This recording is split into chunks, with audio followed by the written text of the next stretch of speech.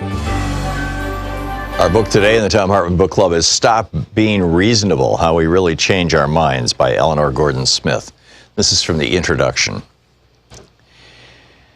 Somewhere in the technological belt of California, where the only thing more precisely engineered than the software is the people, or maybe the people's teeth, lives an organization called the Center for Applied Rationality. For the low price of $3,900, the center will sell you a 4-day workshop on reasoning, during which participants eat, sleep, and take part in 9 hours of back-to-back activities together daily under one, presumably rationally designed roof. This year, like every other year, the center will receive hundreds of applications from people who want to attend because, as they put it, everyone I know is irrational and I want to fix them.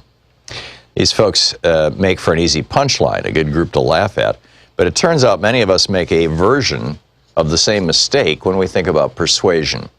We think we know what it is to change our minds rationally, and the only question is why other people don't do it more often.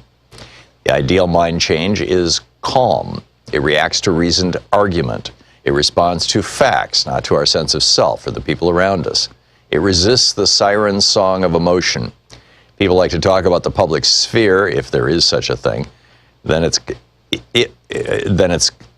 convex edge reflects this idealized image back at us. Think of the number of programs dedicated to the mind-changing magic of two sides saying opposite things. Meet the Press, State of the Union, Face the Nation. The branding of these things often bakes in a little reward. How brave I am for attending the Festival of Dangerous Ideas. How clever for my subscription to the Intelligence Squared debates.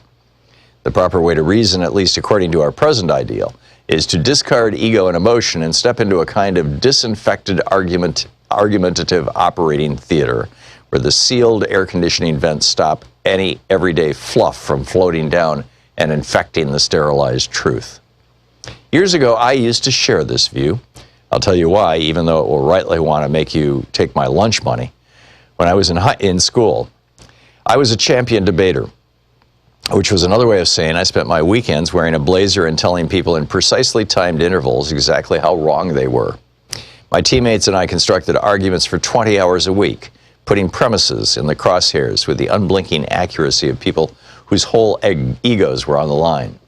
We weren't bad either. Eventually, we made it to the World Championships in Qatar, where we wore blazers embroidered with the Australian coat of arms in gold and competed in what looked, in hindsight, like a scene in an apocalypse movie just before the purge begins.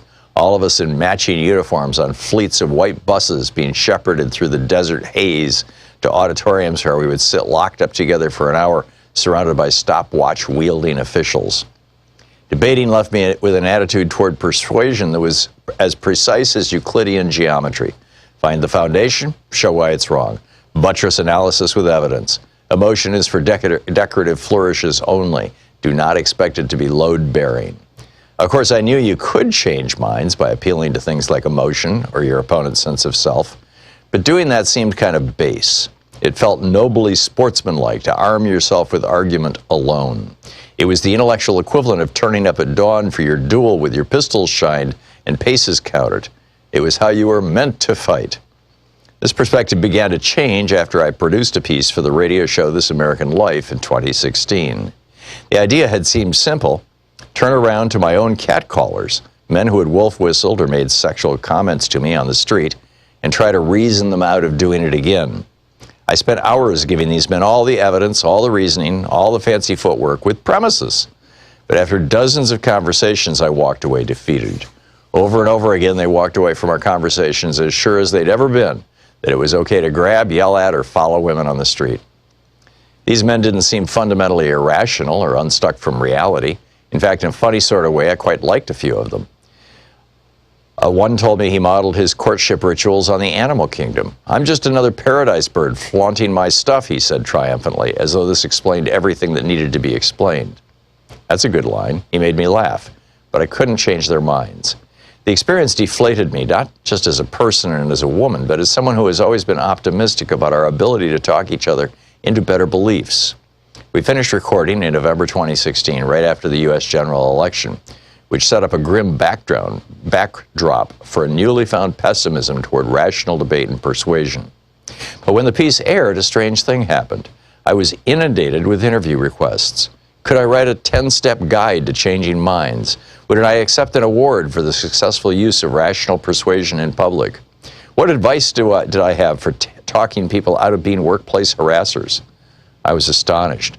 Large numbers of people had apparently listened to my conversations with catcallers on the radio, conversations that I had walked away from feeling dejected and defeated, and heard instead instances of persuasive success. I think the explanation is that these conversations bore a sort of Madame Tussauds-like resemblance to what we think good mind changes look like. I said one thing, my catcaller said the opposite thing, and each of us tried to explain why we were right. I had stayed calm, they had been prepared to hear me out. I had used statistics.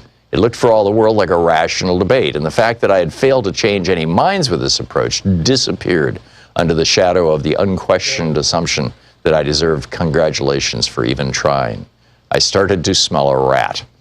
The book Stop Being Reasonable by Eleanor Gordon Smith.